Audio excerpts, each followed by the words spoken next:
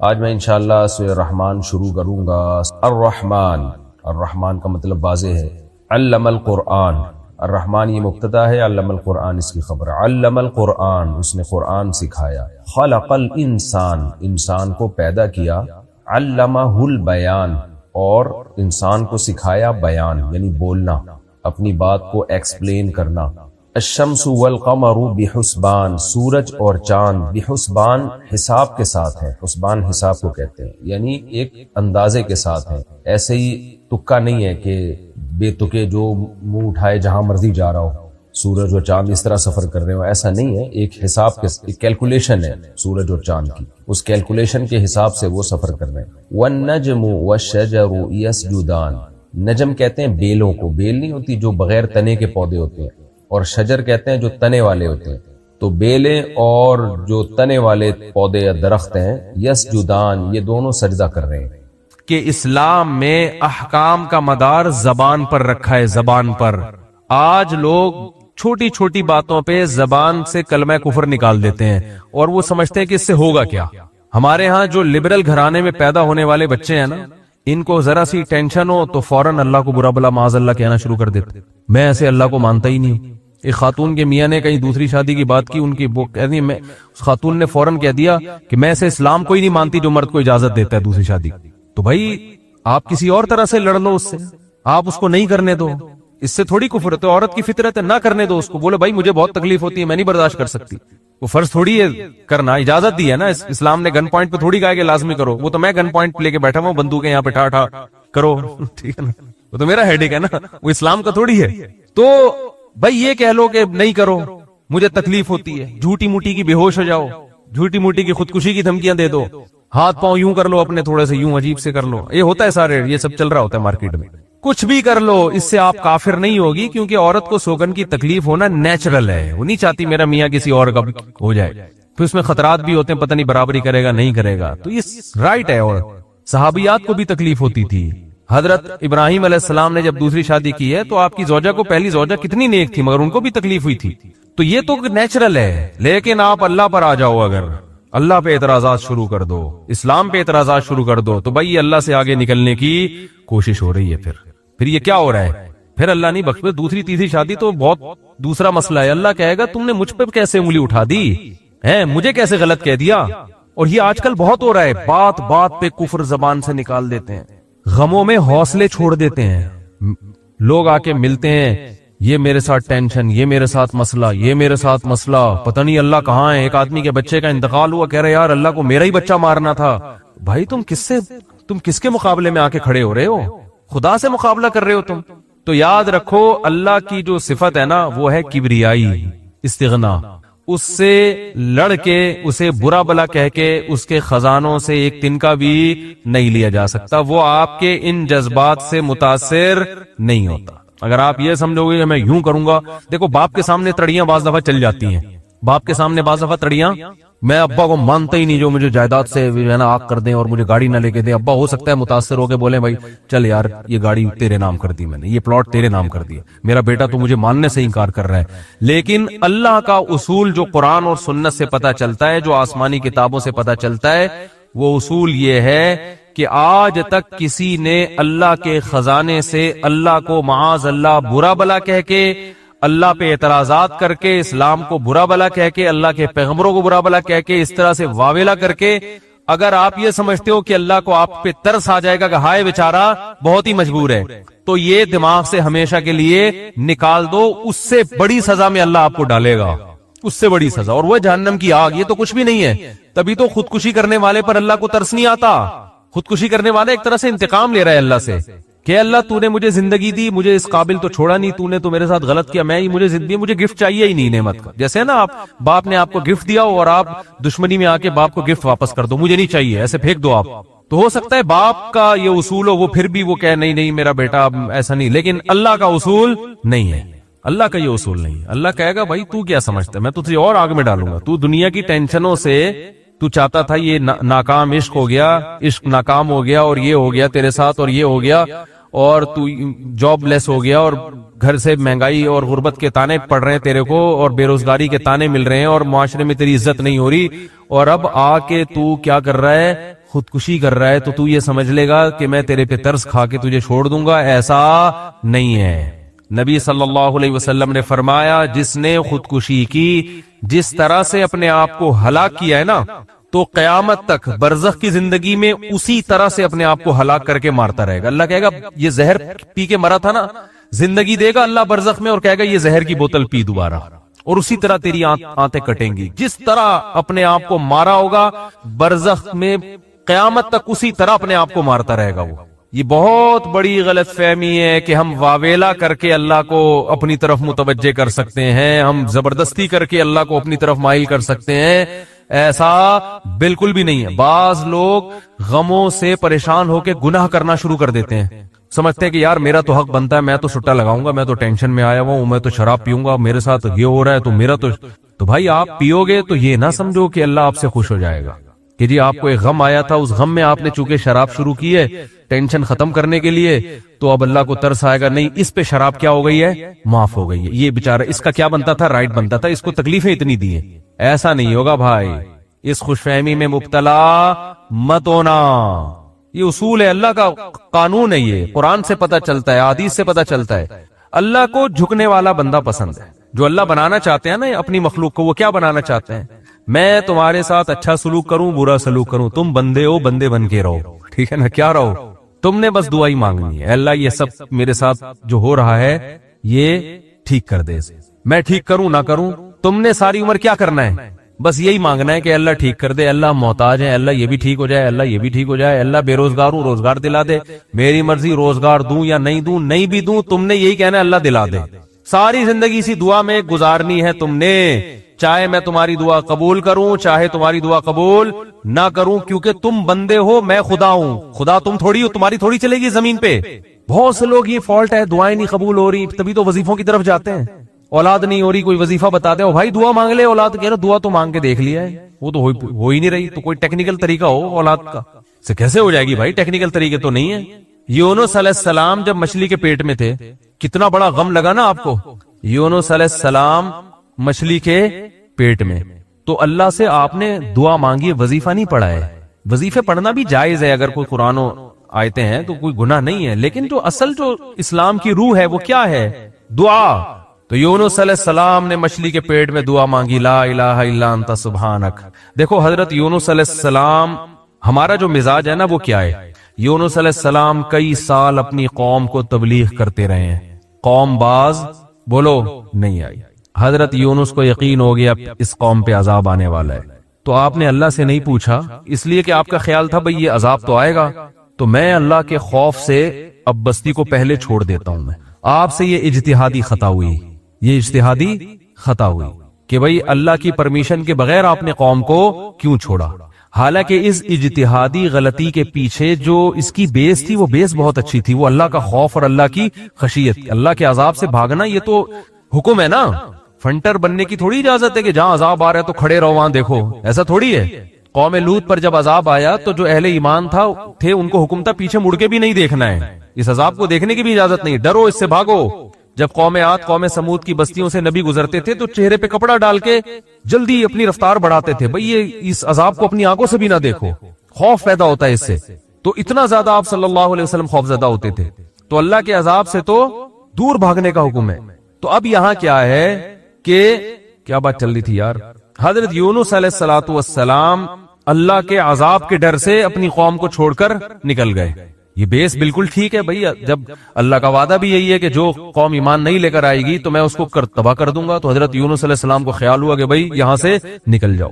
جب بیٹھے ہیں کشتی میں، کشتی ڈوبنے لگی تو ملا نے کہا بھئی وزن کشتی میں زیادہ ہے، ایک آدمی کو نیچے اترنا پڑے گا ورنہ سب ڈوب جائیں گے۔ کون اترے گا بھئی؟ قرآن اندازی ہونی چاہیے۔ قرآن اندازی میں نام کس کا آیا؟ یونس علیہ السلام۔ تو بتاؤ ہم ہوتے، ہم کہتے ساری زندگی تبلیغ کرتا رہا، اب جب عذاب آنے والا ہے تو اللہ کے خوف سے ہی نکلا میں، اس کا صلہ یہ مل رہا ہے کہ ڈوبنے والا کون ہے؟ بولو میں ہی ہوں۔ بھائی مجھے تو زیادہ پروٹوکول، اللہ تعالیٰ کو 6 کشتیاں میرے لیے پہلے سے سمندر میں رکھنی چاہیے تھی نا، کیا ہو گیا؟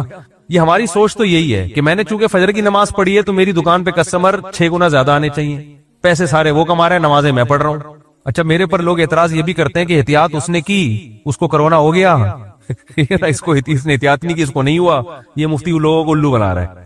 تو بالکل یہی ہے کہ نماز میں پڑھ رہا ہوں، روٹی کس کو مل رہی ہے؟ اس کو مل رہی ہے. احتیاط میں کہہ رہا ہوں، وہ کورونا بھی مجھے ہی ہو رہا ہے.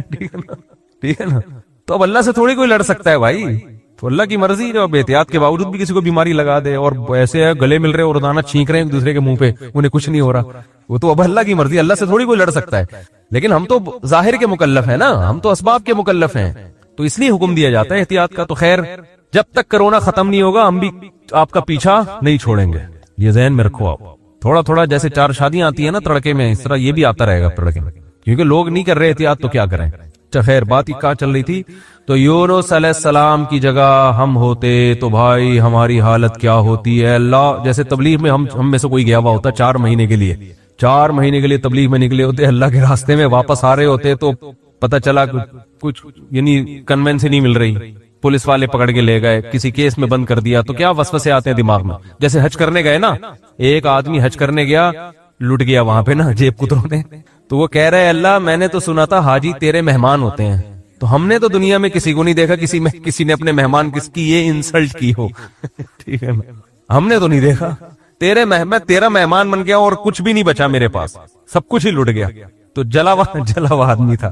تو یونس علیہ السلام کی جگہ کوئی اور ہوتا، ہم جیسے نالائق ہوتے، تو ہم کہتے اللہ ساری زندگی قوم کی مخالفت لے کے تبلیغ کرتا رہا، اپنا تن من دھن لگا دیا، نہ کاروبار کی طرف توجہ، نہ کوئی پیسے کمانے، جو روکھی سوکھی ملی کھا لیا. پیغمبروں کا تو کوئی اجرت بھی نہیں ہوتی، وہ تو بالکل ہی اللہ توکل پہ چل رہے ہوتے ہیں.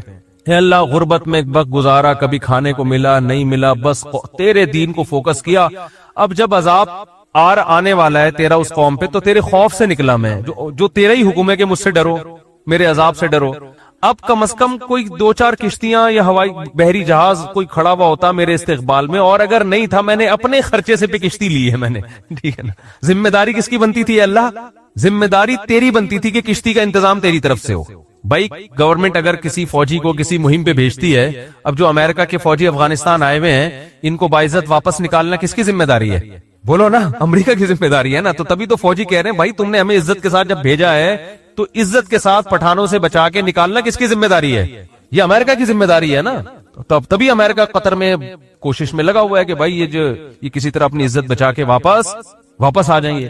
اور بالکل صحیح کر رہا ہے امریکہ اپنے لحاظ سے، اس کا فرض بنتا ہے جب آپ نے فوجیوں کو بھیجا تو واپس بھی تو لے کر آؤ نا ان کو. تو بالکل میرے بھائی یہ بات ذہن میں آ سکتی تھی یونس علیہ السلام کے کہ اللہ یہ سب میں نے تیرے لیے کیا ہے، اب تیرا عذاب آ رہا ہے تو مجھے تو یہاں سے فرار ہونا ہے بستی سے، تو کشتی کا انتظام کرنا میرے ذمہ نہیں ہے بلکہ کس کے ذمہ ہے؟ تیرے ذمہ. چلو میں نے اپنے خرچے پہ کر لی. اب اللہ تو خود ہی اگر ڈوب رہی، اول تو ڈوبنی نہیں چاہیے، تجھے تو یہ طاقت ہے کہ 100 آدمی بھی کشتی میں بیٹھ جائیں، جب تک تیری مرضی نہیں ہوگی کشتی کلٹی بولو نہیں ہوگی، یہ نہیں کلٹی ہو سکتی.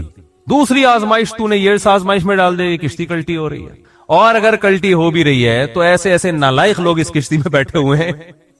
کار آمد تو صرف اس میں یونس علیہ السلام تھے، باقی تو سارے نالائق، کیونکہ مشرک لوگ تھے، سارے بت پرست، پان گٹکے والے، سگریٹ والے، تمباکو والے، سارے اس میں بیٹھے ہوئے ہیں. وہ تو پتہ نہیں کیا کیا نشہ کرتے ہوں گے، سارے 1 نمبر کے چور یہاں بیٹھے ہوئے کشتی میں. تو اللہ ان میں سے کسی کو تو خود ہی جو ہے نا ڈلوا دیتا. اور قرآن اندازی ہو رہی ہے تو نام کس کا آ رہا ہے؟ میرا نام آ رہا ہے، جس نے ساری زندگی تبلیغ کی. تو اور پھر کمال یہ کہ بڑی آزمائش کیا کہ چلو کشتی میں اگر چھلانگ لگا کے نیچے گرنا ہی تھا، ان لوگوں نے ڈال دیا بھائی آپ کا نام آیا آپ کو اترنا پڑے گا.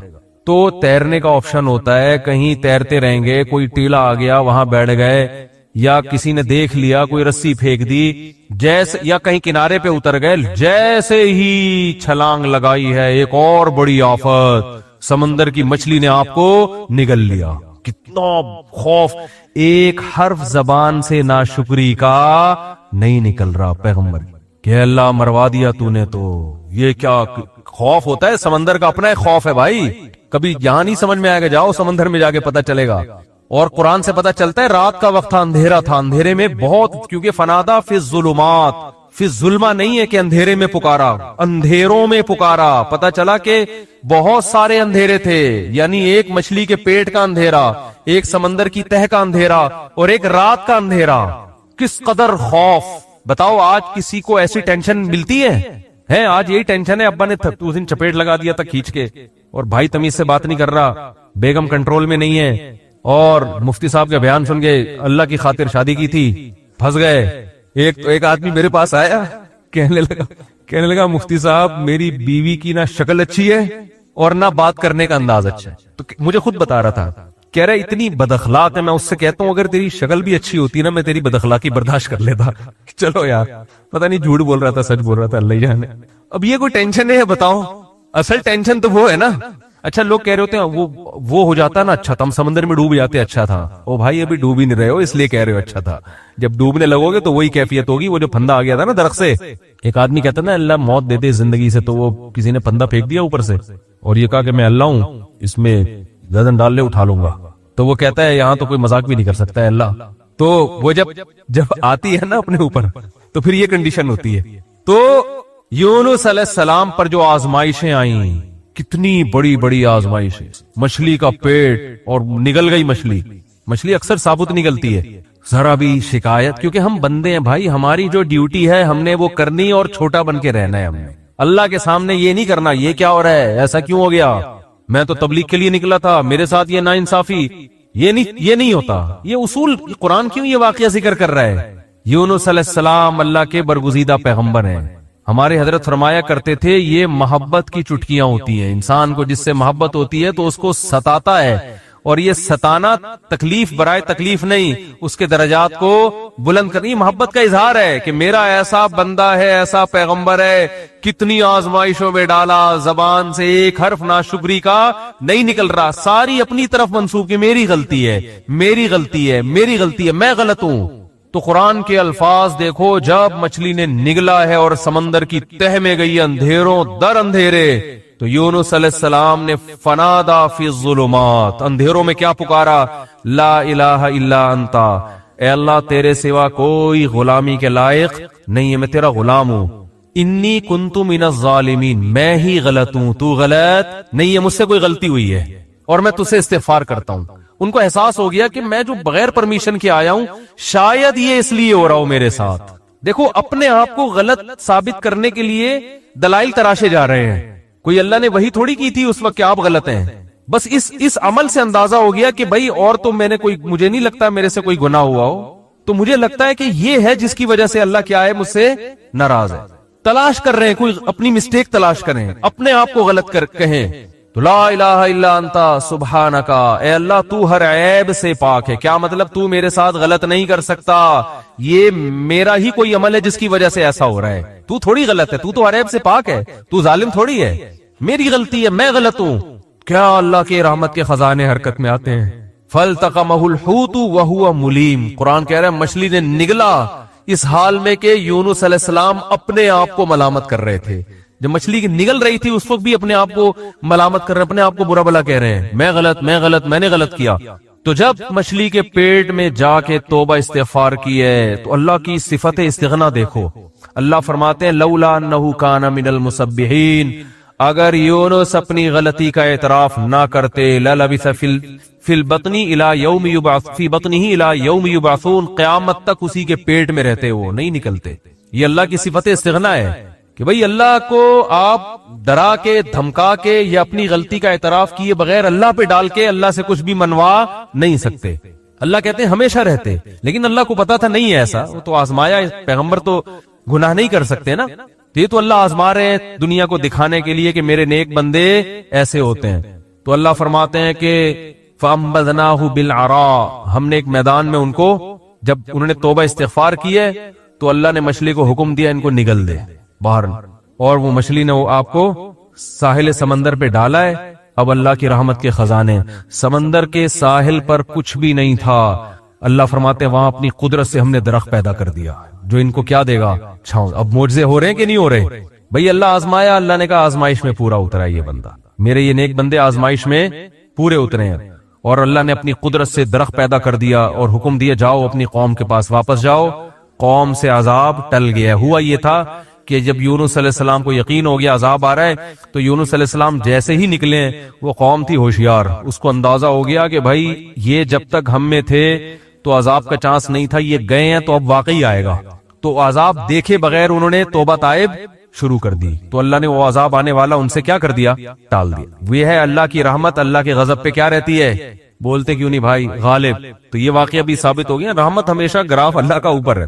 ہاں عذاب دیکھ لیتے اور مذاق اڑاتے، جیسے قوم عاد نے مذاق اڑایا۔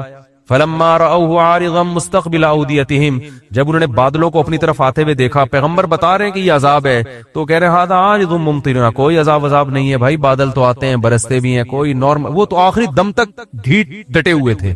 اب کیونکہ اللہ کی صفت غضب بھی ہے، رحمت غالب تو رہتی ہے، لیکن ایسا نہیں ہے کہ غضب ختم ہی ہو گیا ہے۔ پھر اللہ نے عذاب بھیجا اس قوم پہ، 7 دن 8 راتیں تیز ہوائیں چلی ہیں، 8 دن 7 راتیں، اور ایسا اٹھا کے اس قوم کو پٹخائے کہ اللہ فرماتے ہیں کہ انہم اعجاز نخل خاویہ، 1 ہفتے کے بعد ایسا لگ رہا تھا کھجور کے تنے ہیں جو اوندھے پڑے ہوئے ہیں، بڑے بڑے قداور لوگ تھے وہ۔ تو اس لیے میرے بھائی جب کوئی غم آئے، پریشانی آئے، تو واویلا نہ مچایا کرو، رونے دھونے کی اجازت ہے۔ یہ بے صبری نہیں ہے، جب انسان کو غم ہوتا ہے روتا بھی ہے، ہائے ہوئے بھی کرتا ہے، لیکن اللہ کو برا بلا کہنا شروع کر دینا، میرے ساتھ اللہ یہ کر رہا ہے، میرے ساتھ اللہ میں ہی میرا ہوں اللہ کو۔ آپ کا کام ہے غلامی، مانگتے رہنا ہے، مانگتے رہنا ہے، مانگتے رہنا ہے۔ اکثر ایک واقعہ علماء بتاتے ہیں، کتابوں میں لکھا ہوا ہے کہ ایک بزرگ حج کرنے جاتے تھے، حج کرنے کے بعد ندا آتی تھی قبول نہیں ہوا۔ کیا ندا آتی تھی؟ قبول نہیں ہوا، تو دوبارہ چلے جاتے اگلے سال۔ جب حج کرتے پھر ندا آتی قبول نہیں ہوا، وہ پھر چلے جاتے۔ کسی نے کہا کہ آپ خود ہی بتاتے ہو کہ جب میں حج سے فارغ ہوتا ہوں آسمان سے ایک ندا آتی ہے کہ قبول نہیں ہوا، تو پھر کیوں جاتے ہو بار بار؟ تو انہوں نے کہا بھائی میرا کام ہے حج کرنا، اپنی کوتاہیوں کی اصلاح کرنا، قبول کرنا کس کا کام ہے؟ اللہ کا۔ اب اللہ سے تو لڑ تھوڑی سکتا ہوں، اور یہ بھی نہیں ہے کہ اب فنٹر نہیں بنو، اب تو ہم نہیں جائے گا بھائی، اب تھوڑی 2 دفعہ چلے گا، 3 دفعہ چلے گا، ہر دفعہ یہ آواز آ رہی ہے اب تھوڑی ہمارے پاس اور بھی دنیا میں غم ہے بھائی، یہ حج ہی کرتے رہیں گے کیا؟ یہ ہوتا اصل میں لوگوں کا یہ رویہ ہو گیا ہے، دعا میں بہت ہو رہی ہے یار، ہم نے دعا مفتی صاحب 6 دفعہ دعا مانگ لی پھر بھی فائدہ نہیں ہو رہا۔ اب یہی تھوڑی کہ دعا مانگتے بول نہیں رہے ہوتے، مفتی صاحب سے ڈر رہے ہوتے ہیں تو بھائی اتنا اللہ سے ڈر لو، وہ باز تو بول بھی دیتے ہیں۔ تو بھائی 6 دفعہ 10 دفعہ 100 دفعہ دعا مانگنے میں کیا جا رہا ہے یار؟ اللہ کے سامنے ہاتھ اٹھا کے مانگنے سے زیادہ بھی کوئی مزیدار عمل ہو سکتا ہے؟ نہیں قبول ہو رہی، اہل اللہ کہتے ہیں نہیں قبول ہو رہی نا، اس میں مانگنے میں اور زیادہ مزہ ہے، ٹھیک ہے نا؟ اس میں مانگنے میں یہ اللہ ایمان کا امتحان لے رہا ہے، تو ہم غیب پر ایمان کے دعوے دار ہیں، اللہ تو نہ قبول کر، ہم تو مانگتے رہیں گے، ہمیں مزہ اسی میں آتا ہے۔ حضرت عمر رضی اللہ تعالی عنہ کا قول ہے کہ مجھے اس سے غرض نہیں ہے کہ میری دعا قبول ہو رہی ہے کہ نہیں ہو رہی، یہ تو میرا کام ہی نہیں ہے کہ یہ اللہ کی ذمہ داری ہے، یہ ہماری ٹینشن، یہ تو میں حضرت عمر کے الفاظ اپنی زبان میں بتا رہا ہوں، یہ ہماری ٹینشن ہے ہی نہیں، یہ تو اللہ کا کام ہے نا، قبول کرنا تو اس کا کام ہے۔ فرمایا مجھے اس کی فکر ہوتی ہے کہ دعا مانگنے کی توفیق مل رہی ہے کہ نہیں مل رہی، ایسا نہ ہو مایوسی اتنی پیدا ہو جائے کہ دعا مانگنے ہی کی توفیق چھن جائے، یہ ڈینجرس ہے، یہ خطرناک ہے کہ اللہ نے آپ کو اپنے در سے محروم کر دیا، ہاتھ اٹھانے کی توفیق سلب کر لی، اور آج لوگوں میں یہ نظر آتا ہے دعا مانگنے کی توفیق نہیں مل رہی کیونکہ ان کی پوری نظر اسباب پہ ہوتی ہے، اللہ پہ نظر ختم۔ یہ بہت خطرناک ہے، دیکھو اسباب پہ نظر رکھو گے، ہو سکتا ہے اسباب اختیار کر کے کام تو ہو جائے، لیکن اللہ کی جب عدالت میں کیس لے کے جاؤ گے، فائل داخل کرو گے، وہاں سے جو کام جب منظور ہوگا نا، اس کام کی نوعیت میں اور آپ کے کام کی نوعیت میں زمین اور آسمان کا فرق ہوگا۔ جب اللہ کے سامنے کیس لے گئے، کام خراب بھی ہوگا تو بنے گا، اور جب اسباب پہ نظر رکھو گے بنے گا بھی تو ہو سکتا ہے اس میں خیر نہ ہو، یہ کوئی الٹا کام ہو رہا ہو۔ جس کام سے آپ نے اللہ کو نکال دیا، اب اس میں خیر کی توقع نہ رکھیں۔ آپ بیمار ہوئے، صرف دواؤں پر اکتفا کیا ہوا ہے آپ نے، اللہ سے دعائیں نہیں مانگتے اور ضرورت بھی محسوس نہیں کرتے کہ چھوڑو یار، جب میں آگمنٹن کھا رہا ہوں، جب میں یہ سیرپ پی رہا ہوں، تو گورے بھی تو ٹھیک ہوتے ہیں نا بغیر دعا کے، کیا خیال ہے بھائی؟ جب وہ ٹھیک ہوتے ہیں تو مجھے دعا مانگنے کی کیا ضرورت ہے؟ تو عین ممکن ہے آپ ٹھیک ہو جاؤ، دوا اثر کرتی ہے، اللہ نے دنیا کو اسباب سے جوڑ دیا، لیکن یہ ٹھیک ہونا بھی آپ کے لیے نقصان کا ذریعہ بن سکتا ہے۔ اور آپ دعا مانگو دوا کے ساتھ، ہو سکتا ہے آپ ٹھیک نہ ہو، لیکن پھر ٹھیک نہ ہو کے بھی اس میں اللہ کیا ڈال دے گا؟ بولو نا، خیر ڈالے گا، اللہ اس میں خیر ڈالے گا۔ جیسے یونس علیہ السلام کو مچھلی کے پیٹ میں اللہ نے داخل کیا ہے ان کے درجے کو اور بلند کرنے کے لیے، اگر یونس علیہ السلام کے ساتھ یہ مچھلی والا واقعہ نہ ہوتا تو شاید یونس علیہ السلام کا ذکر قرآن مجید میں نہ ہوتا۔ پیغمبر تو لاکھوں آئے ہیں نا، سب کا تذکرہ تھوڑی ہے، اور نبی صلی اللہ علیہ وسلم نے حضرت یونس کی فضیلت الگ سے بیان کی ہے، فرمایا لا تفضلونی علی یونس، مجھے یونس پر فضیلت مت دو۔ حالانکہ دیکھو یہ تو اجماعی عقیدہ ہے کہ ہمارے نبی تمام پیغمبروں سے افضل ہیں، لیکن کیا مطلب نام لے کے میرے مقابلے میں یونس کو نہ لے کر آؤ کہ میں ان سے زیادہ افضل ہوں۔ کیوں؟ کیونکہ اس میں اس بات کا امکان تھا کہ شاید اس واقعے کی وجہ سے لوگ یونس علیہ السلام کی توہین نہ کر رہے ہوں کہ وہ اللہ کی پرمیشن کے بغیر چلے گئے تھے، تو کہیں اس واقعے کو بنیاد بنا کے لوگ ایسا نہ ہو کہ کہیں کہ ہمارے نبی تو افضل ہے، یونس علیہ السلام افضل نہیں ہے، کیونکہ ہمارے نبی تو بغیر پرمیشن کے کوئی کام نہیں کیا اور یونس علیہ السلام تو اللہ کی پرمیشن کے بغیر چلے گئے تھے۔ اس لیے نبی نے اس کانسیپٹ کو درست کرنے کے لیے، کلیئر کرنے کے لیے کہ کہیں تمہارے ذہن میں یہ چیز نہ ہو، اس لیے کیا مطلب حدیث کا کہ یونس علیہ السلام کا نام لے کے دونوں کو مجھے ان کے مقابلے میں لا کے کھڑا مت کرو، اور یہ مت کہو کہ محمد صلی اللہ علیہ وسلم حضرت یونس سے افضل ہیں۔ حالانکہ افضل ہیں، لیکن جہاں بھی حضرت یونس کی توہین کا ذرہ برابر بھی شائبہ نکلتا تھا آپ صلی اللہ علیہ وسلم نے اس سے منع کر دیا، اس لیے کہ آپ صلی اللہ علیہ وسلم جانتے تھے کہ یہ جو کچھ یونس علیہ السلام کے ساتھ ہوا یہ اصل میں آپ کو بلند مرتبہ دینے کے لیے ہوا تھا، اور یہ بتانے کے لیے ہوا تھا کہ اللہ کی صفت استغنا کیا ہے، اور یہ بتانے کے لیے کہ اللہ سے لڑ کے کوئی چیز نہیں لی جا سکتی، اور یہ بتانے کے لیے کہ غموں میں، ٹینشنوں میں، پریشانیوں میں اللہ کے نیک بندوں کا رویہ کیا ہوتا ہے۔ اور میں آپ کی جنرل نالج کے لیے ایک بات یہ بھی بتا دوں کہ جس کا یہ لائف اسٹائل ہوگا نا وہ ٹینشنوں میں بھی خوش رہے گا، ویسے ہی ٹینشن ختم کر لیتے ہیں اللہ اس سے، کیونکہ وہ ہر ٹینشن کو کس کی طرف سے سمجھ رہا ہے؟ اللہ کی۔ تو جب اللہ ہمارا ہے اور وہ اپنے بندوں کا اچھا چاہتا ہے تو اس نے ٹینشن دے کے بھی ہماری کیا ہوگی، اس میں خیر ہی ہوگی۔ اس نے یعقوب علیہ السلام سے جو بیٹا چھینا تو یعقوب علیہ السلام کو نوازنے کے لیے چھینا، یوسف علیہ السلام کو جو بچپن میں باپ سے الگ کر دیا مصر کا بادشاہ بنانے کے لیے کیا اس نے، نہ چھنتے نہ بادشاہ بنتے۔ تو ہمارا کام ہے ہر برائی اپنے کھاتے میں ڈالیں، سمجھ رہے ہو کہ نہیں سمجھ رہے، اور ہر اچھائی کس کی طرف منسوب کریں؟ اللہ کی طرف۔ دیکھو جن بھی یہ چیز جانتے ہیں، حالانکہ جن میں تو شر غالب ہوتا ہے، لیکن اس معاملے میں جن ہی ہم سے اچھے۔ سورہ جن میں ہے کہ 28ویں پارے میں 29ویں پارے میں ہے نا سورہ جن، اس میں اللہ تعالیٰ نے جنات کی تبلیغ کا تذکرہ کیا ہے۔ ہوا یہ تھا کہ رسول اللہ صلی اللہ علیہ وسلم قرآن مجید کی تلاوت فرما رہے تھے تہجد میں، مسجد جن وہاں مکہ میں موجود بھی ہے، تو جنات کا ایک وفد وہاں سے گزرا، انہوں نے جب قرآن سنا تو بڑے حیران ہوئے، یہ تو بالکل ویسا کلام ہے جیسا موسیٰ علیہ السلام پر نازل ہوئی تھی تورات اور حضرت عیسیٰ پہ انجیل، یہ تو بالکل ویسا کلام ہے۔ یعنی ان کو اندازہ ہوا کہ یہ پیغمبر ہیں، وہ ہو سکتا ہے جن بھی پڑھے لکھے ہوں، یعنی اہل کتاب میں سے ہوں، تو وہ اچھا اس میں توحید کا بیان بھی تھا، تو وہ جنات جا کے اپنی قوم کو تبلیغ کرنے لگے۔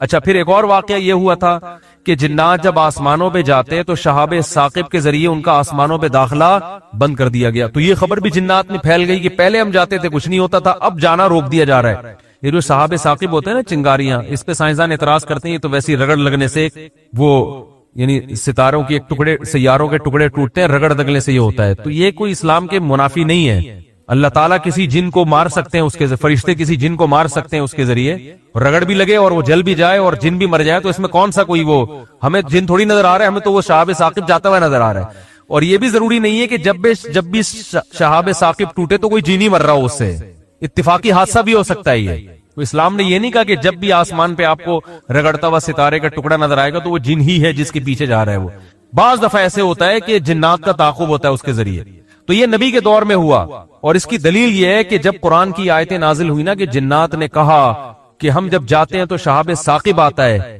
تو اس پر کسی مشرک نے اعتراض نہیں کیا کہ یہ تو پہلے بھی آ رہے تھے، اب تھوڑی آ رہے ہیں، کوئی نیا واقعہ تھوڑی ہے، یہ تو پہلے بھی آ رہے ہیں۔ تو جنات نے یہ کہا کہ ہم نے دیکھا ہے کہ ہمارا اوپر داخلہ بھی کیا ہو گیا، منع ہو گیا، تو دنیا میں کوئی بڑا واقعہ ہوا، تو واقعہ انہوں نے دیکھا کہ بھئی یہ قرآن نازل ہو رہا ہے اور یہ کوئی دنیا میں نیا مذہب آیا ہے اور یہ پیغمبر ہیں، تو انہوں نے جا کے اپنی قوم کو تبلیغ کی، جس کا سورہ جن میں تذکرہ ہے۔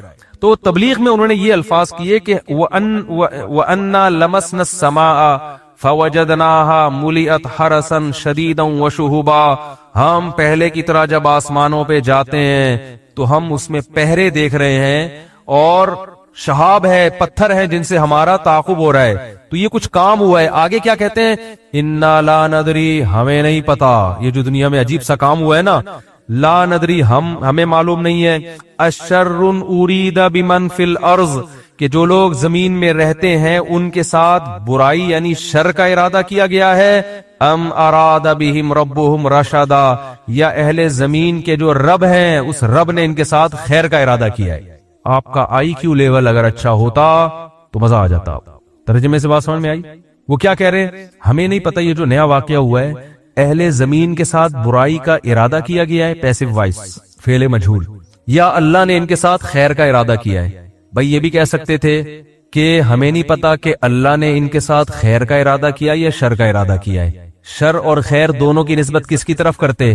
اللہ کی طرف، کہ پتہ نہیں اللہ اب انسانوں سے اچھا چاہ رہا ہے یا کوئی عذاب آنے والا ہے یا کوئی کچھ اچھا ہونے والا ہے، ہمیں نہیں پتا لیکن کچھ ہونے والا ہے۔ نہیں آ رہی بات؟ ارے بھائی جنات کو جب یہ واقعہ ہوا نا اوپر جانا بند ہو گیا آسمانوں پہ، تو جن آ کے آپس میں گول میں کانفرنس بلائی انہوں نے بولا کہ بھائی کچھ کام عجیب سا ہو رہا ہے، کچھ ہو رہا ہے، یا تو کوئی بہت اچھا ہوگا یا کچھ برا ہو رہا ہے، یعنی کچھ نہ کچھ تو ابھی کائنات میں نیا ہوگا، اس زمین پہ کچھ نیا ہوگا، بمن فی الارض اہل زمین کے ساتھ کچھ نیا ہونے والا ہے۔ اب یہ نہیں پتا کہ اچھا ہونے والا ہے یا برا، تو یا تو دونوں میں اللہ کا نام نہ لیتے، یہ کہتے ہمیں نہیں پتا اچھا ہونے والا ہے یا برا ہونے والا، یا اگر اللہ کی طرف نسبت کرنی تھی تو یہ کہتے ہمیں نہیں پتا کہ اللہ اچھا کرے گا یا اللہ ان کے ساتھ کیا کرے گا، برا کرے گا۔ بھئی جو بھی کرے گا اللہ ہی کرے گا نا، یا تو اللہ کی طرف منسوب کرو اچھائی کو بھی اور برائی کو بھی، کہ ہمیں نہیں پتا کہ اللہ نے جو آسمان میں پہرے لگا دیے ہیں تو اب اللہ کا ارادہ ہے کہ اہل زمین کے ساتھ کچھ بہت اچھا کرے گا یا اللہ ان کو سزا دے گا، کوئی برا ہوگا ان کے ساتھ۔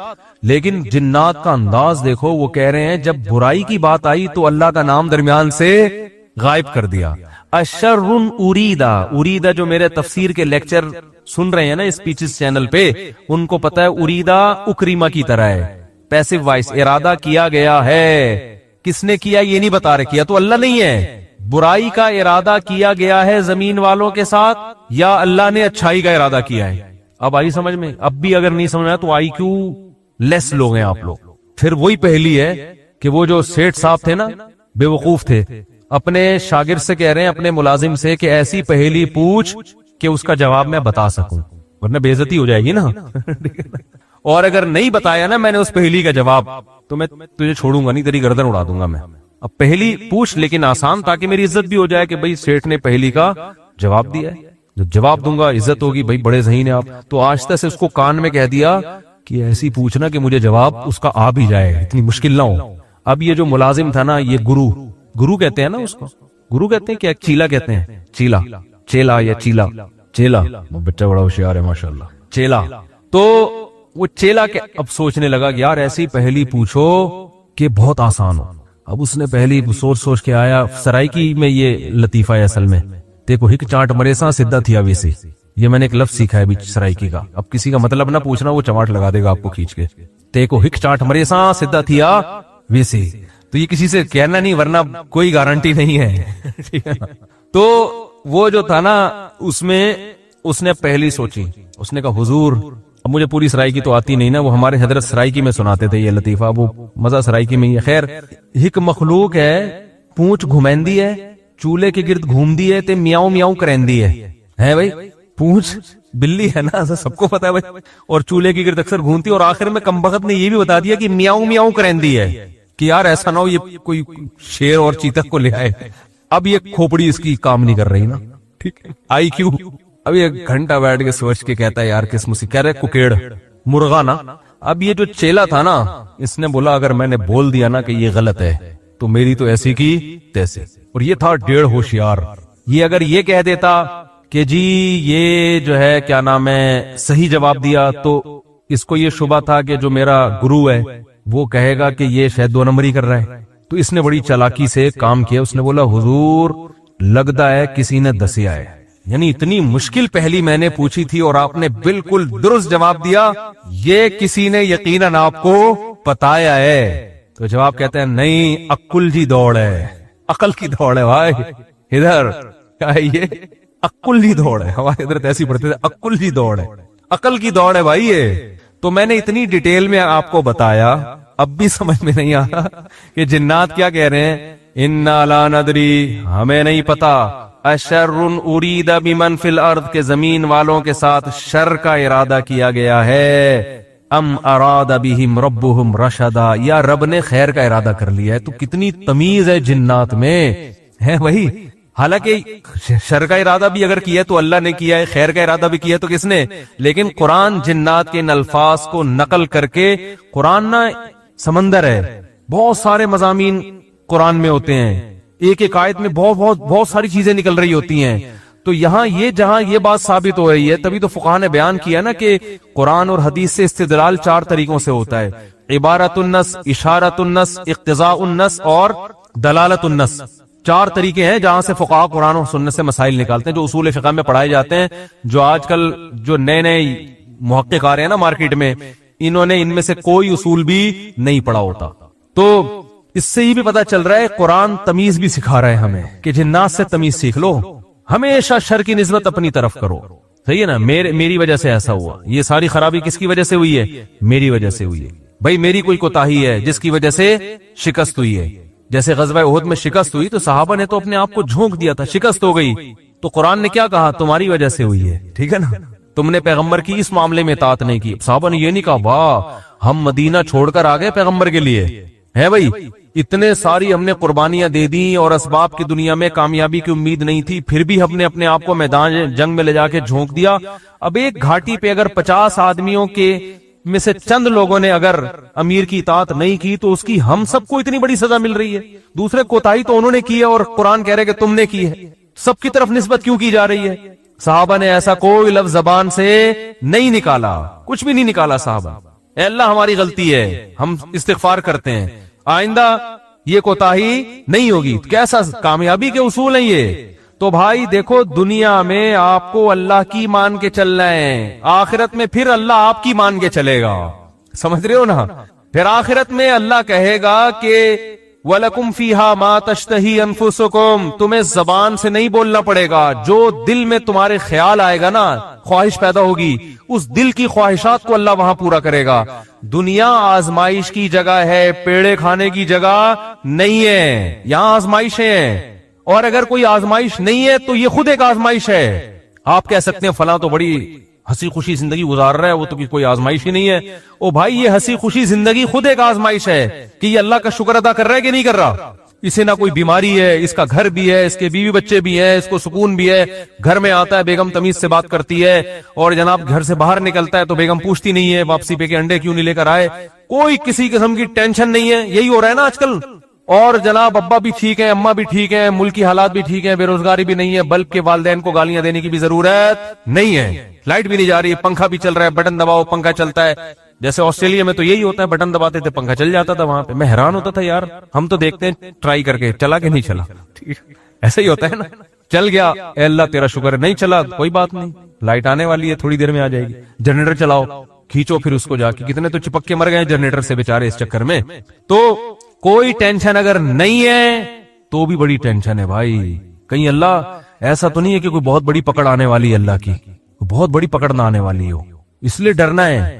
تبھی کہتے ہیں نا الایمان بین الخوف والرجاء، خوف اور امید کے درمیان ہے ایمان۔ اللہ کی نعمتوں پہ خوش بھی ہونا ہے لیکن خوف کے ساتھ، اترانا نہیں ہے، خوف کے ساتھ۔ یار اللہ نے مجھے گاڑی بھی دے دی، گھر بھی دے دیا، بیوی بچے بھی دے دیے، روزگار بھی اچھا ہے، صحت بھی اچھی ہے، سب کچھ ہی مجھے مل گیا، تو کہیں یہ استدراج نہ ہو، اللہ کی طرف سے ڈھیل نہ ہو، کیونکہ فرعون کو بھی سب کچھ مل گیا تھا۔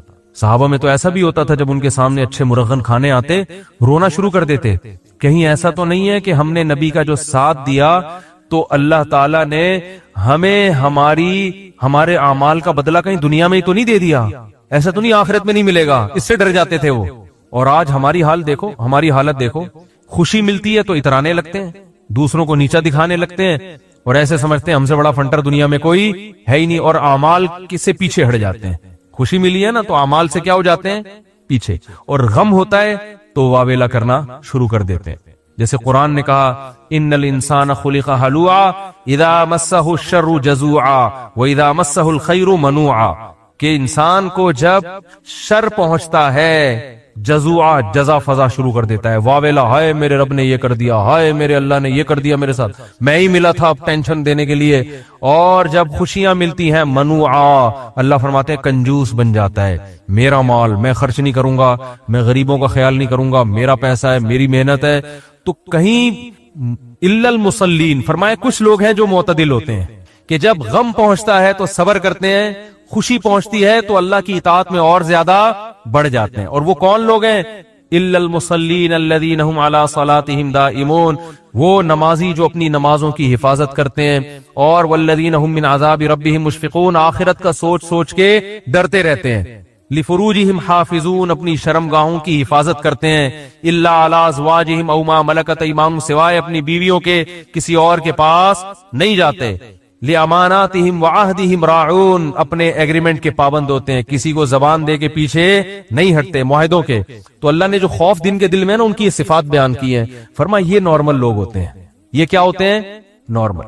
آج کسی مفتی طارق مسعود صاحب کے بیانات سننے کے لیے youtube.com/مفتی طارق مسعود کو سبسکرائب کریں، اور اگر آپ لائیو ویڈیو کو کبھی بھی مس نہیں کرنا چاہتے ہیں تو سبسکرائب کرنے کے بعد بیل آئیکن پہ کلک کرنا مت بھولیں۔ جزاک اللہ۔ دیکھو سورہ کہف جمعے کے دن فضیلت ہے نا، تو وہ جمعے کی رات کو تہجد میں پڑھ لو سورہ کہف، فضیلت بھی حاصل ہو جائے گی اور نماز کا ثواب بھی مل جائے گا۔ تو جن لوگوں کو قرآن کا حصہ یاد نہیں ہوتا وہ تہجد لمبی رکعتیں پڑھ ہی نہیں سکتے، وہ علم طرح سے بس پڑھتے رہیں گے، رکوع کریں گے پھر اٹھیں گے۔ تو وہ تہجد میں جو ہے نا کچھ اپنا سینے میں اتنا قرآن محفوظ رکھنا چاہیے تاکہ کبھی انسان کی طبیعت میں نشاط ہوتا ہے، وہ لمبی نماز پڑھنا چاہتا ہے تو پڑھ سکے۔ وہ سمجھ رہے ہیں؟ 30واں پارہ ہے، ایک پارہ تہجد میں پڑھ لیں مکمل 30واں پارہ۔ تو یہ تھوڑا تھوڑا روزانہ قرآن مجید یاد کیا کریں۔ کیا ہو گیا بھائی؟ روزانہ آج سے عزم کریں کہ ہم روزانہ قرآن کا بے شک کچھ نہیں 4 لائنیں زبانی یاد کر لیں گے، ایک صفحے 15 لائنوں والا قرآن لے لیں، کیونکہ زیادہ تر حافظ میں نے دیکھے 15 لائنوں کے، ایک ہی ہمیشہ یاد۔ جب بھی قرآن حفظ کرنا ہے نا تو ایک ہی جیسے قرآن سے حفظ کرنا ہے، ورنہ بہت کنفیوز ہو جائیں گے۔ بھائی قرآن جو چھپتے ہیں نا ان میں کچھ 15 لائنوں والے ہوتے ہیں، کچھ 16 لائنوں والے ہوتے ہیں۔ کوئی سورت 15 لائنوں سے یاد کر لی، کوئی 16 سے، بہت کنفیوز ہو جائیں گے۔ پوری زندگی ایک جیسے قرآن سے ہی پھر پڑھا جاتا ہے۔ تو آج سے یہ ہمت کر لیں، جتنے لوگ فیس بک پہ بھی سن رہے ہیں، نیٹ پہ بھی سنیں گے، آپ لوگ بھی جو موجود ہیں، روزانہ قرآن کی 3-4 لائنیں زبانی یاد کرنی ہے ان متعین صورتوں کی، 3-4 زیادہ بوجھ نہ ڈالیں اپنے اوپر ورنہ مایوسی ہو جاتی ہے۔ تو اس میں بڑی برکت ہوگی، 1-2 سال میں بہت ساری صورتیں یاد ہو چکی ہوں گی۔ میں نے جو قرآن مجید حفظ کیا ہے نا تو میرا حفظ کرنے کا شروع میں ارادہ نہیں تھا، میرے پاس ٹائم ہی نہیں تھا۔ اللہ تعالیٰ میرے بڑے بھائی کو جزائے خیر دیں، وہ حافظ قرآن ہیں، ہم نے کسی الگ سے قاری سے نہیں پڑھا، اپنے بڑے بھائی سے ہی پڑھا ہے۔ تو وہ ہمیں روزانہ سب بہن بھائیوں کو لے کے صبح صبح بیٹھ جاتے تھے فجر کے بعد، اور ہمیں انہوں نے پڑھانا۔ قاعدہ تو میرے والد صاحب نے پڑھا دیا تھا، نورانی قاعدہ، اور کچھ دعائیں یاد کرا لیں۔ باقی بڑے بھائی نے پھر قرآن پڑھانا شروع کیا۔ تو جب میرا قرآن ختم ہوا تو انہوں نے کہا کہ اب کچھ صورتیں یاد کر لو، تو مجھے سورہ کہف یاد کرا دی۔ تھوڑی صبح دے بیٹھتے تھے 15 منٹ 20 منٹ آدھا گھنٹہ روزانہ، باقی پھر اسکول جانا ہے باقی کام ہوتا، بس روزانہ اتنی دیر بٹھاتے تھے۔ تو وہ روز تھوڑی تھوڑی صورتیں یاد کر کے بہت ساری صورتیں یاد ہو گئیں۔ تو پھر مجھے حفظ کرنے کا شوق پیدا ہو گیا کہ یار جب اتنی ہو گئی تو پورا یاد کرو قرآن۔ تو میں نے بہت تھوڑے سے عرصے میں طلب علمی کے دوران الحمدللہ حفظ مکمل کیا ہے، پڑھائی کے دوران۔ تو ایک دفعہ ذوق پیدا ہو جائے گا نا تو پھر خود مزہ آئے گا، خود لطف آئے گا اس میں۔ تو سورہ کہف بھی مشہور سورت ہے جو پڑھی جاتی ہے۔ نبی صلی اللہ علیہ وسلم نے فرمایا جو سورہ کہف کی جمعے کو تلاوت کرے گا، جمعے کی رات کو بھی کر سکتے ہیں تلاوت، ایک روایت میں جمعے کی رات کا بھی تذکرہ ہے، تو آپ نے فرمایا کہ وہ دجال کے فتنے سے محفوظ رہے گا۔ کہف عربی میں کہتے ہیں غار کو۔ اس میں 2 بلکہ 3 واقعات ہیں، 2 تو بڑے ہی دلچسپ ہیں۔ پچھلی قوموں میں چند نوجوان تھے جو ایمان لے کر آئے، جو کیا کیا انہوں نے، لیکن جس ملک میں وہ رہتے تھے وہاں کا بادشاہ بڑا ظالم تھا، وہ ایمان والوں کو زندہ رہنے نہیں دیتا تھا. تو ان نوجوانوں نے مل کے یہ کہا کہ ہم یہاں رہ کر اپنے ایمان کی حفاظت نہیں کر سکتے, ایمان ظاہر کریں گے یہ ہمیں مار دیں گے, تو ہم اس ملک کو چھوڑ کر کہیں نکلتے ہیں. یہ بڑی قربانی ہوتی ہے اپنا ملک چھوڑ دینا اللہ کے لیے. ہمیں چھوڑنے کی ضرورت اس لیے نہیں ہے کہ ہم چھوڑ کے جائیں گے کہاں, یہ بڑا مسئلہ ہے نا. تو ہم یہیں رہ کے دین پر عمل کریں, اور الحمدللہ اللہ کا شکر ہے اتنا ہے کہ جو کرنا چاہے تو عمل کر سکتا ہے. تو انہوں نے کہا کہ اب ہم کیا کرتے ہیں, یہاں سے نکلتے ہیں. اب اللہ نے دیکھو ان کے ساتھ کیسی رحمت کا معاملہ کیا. اصل میں یہود و نصارہ اس واقعے کو جانتے تھے, تو وہ نبی کی نبوت کا امتحان لے کے لیے انہوں نے نبی سے یہ واقعہ پوچھا کہ اصحاب کہف کا کیا واقعہ ہے. یہود و نصارہ تو جانتے تھے, ان کی آسمانی کتابوں میں بھی تھا, تاریخ سے بھی نقل ہوتا چلا آ رہا تھا نا, بڑا دلچسپ واقعہ تھا. تو یہ چیزیں تو پھر سینہ بسینہ نقل ہوتی ہیں, لیکن یہ واقعات مشہور تھے مدینہ میں جہاں یہود و نصارہ رہتے تھے. اہل مکہ کو ان چیزوں کا علم نہیں تھا. تو انہوں نے نبی کا امتحان لینے کے لیے پوچھا کہ اصحاب کہف کا کیا واقعہ ہے. تو اس پر اللہ تعالیٰ نے سورہ کہف نازل کی اور بتایا انہم فتیۃ آمنوا بربہم, چند نوجوان تھے جو اپنے رب پر ایمان لائے. اکثر توبہ کی توفیق جوانی میں ملتی ہے, چاہے گناہوں سے توبہ کرنی ہو یا کفر سے توبہ کرنی ہو. میں نے بوڑھوں کو بہت کم دیکھا اسلام قبول کرتے ہوئے, بلکہ دیکھا ہی نہیں. جتنے میں نے غیر مسلم مسلمان ہوتے ہوئے اپنی زندگی میں دیکھے ہیں وہ سب کیا ہوتے ہیں, جوان, حالانکہ اس وقت مزے اڑانے کی عمر ہوتی ہے. تو پتہ یہ چلتا ہے کہ جوانی میں توبہ آسان ہے, بڑھاپے میں توبہ مشکل. کیوں؟ جوانی میں جیسے گناہوں کا جوش ہوتا ہے تو گناہ سے بچنے کا جذبہ بھی جوانی میں ہی پیدا ہوتا ہے, کیونکہ جوش کا ہونا ضروری ہے گناہ کے لیے بھی اور توبہ کے لیے بھی. کیا ہو گیا بھائی؟ بھائی ایک آگ بھڑکتی ہو نا جسم میں, گناہ کی بھی آگ بھڑکتی ہے اور گناہ سے توبہ کے لیے بھی جذبہ چاہیے. بڑھاپے میں جذبات کیا ہو جاتے ہیں, ٹھنڈے.